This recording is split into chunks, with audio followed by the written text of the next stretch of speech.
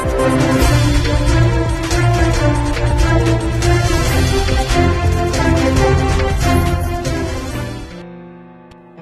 Crime બ્રાન્ચની એએનટી unit ટીમે સરથાણા વિસ્તારમાં આવેલ શુભમ રેસીડેન્સીની દુકાનમાં ચાલતા બે વેપાર પર દરોડા પાડી ત્યાંથી 7 લલનાઓને મુક્ત કરાવી સંચાલક સહિત 4ની ધરપકડ કરી હતી.